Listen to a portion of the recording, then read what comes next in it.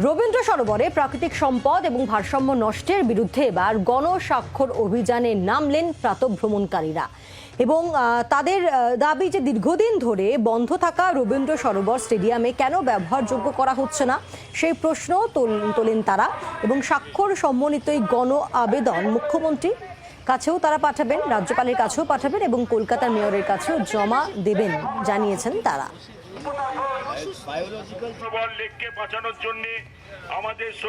Rabindra Sarobar particular কারণ যেটা দেখানো হচ্ছে সেই পার্টিকুলার কারণটাই বেআইনি। প্রথম কথা, এই জমি এইভাবে দেওয়া যায় না এবং যারা এখানে করছেন তারা জেনে শুনে অন্যায়টা করছেন এবং এখন ভালো সাজার চেষ্টা করছেন, তাই সিগনেচার ক্যাম্পেইন চলছে। রবীন্দ্র সরোবর হলো কলকাতার ফুসফুস এবং এই ফুসফুসকে যারা চক্রান্ত করে নষ্ট করার চেষ্টা করছে তাদের বিরুদ্ধে প্রতিবাদ হচ্ছে।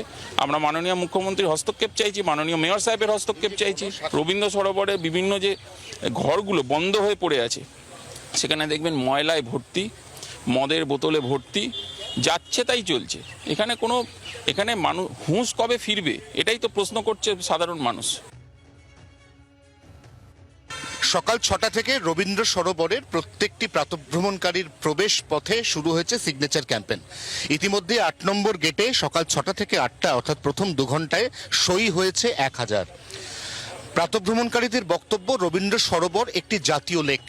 এই লেকের আশপাশের জমি কোনো কারণে কাউকে কোনো অবস্থাতেই লিজ দেওয়া যায় না। এই জমির নেচার পাল্টে তাকে অন্যভাবে ব্যবহারের অনুমতি দেওয়ার প্রক্রিয়াটাই সম্পূর্ণ বেআইনি বলেও প্রাতঃভ্রমণকারীদের একটা বড় অংশ দাবি করছেন।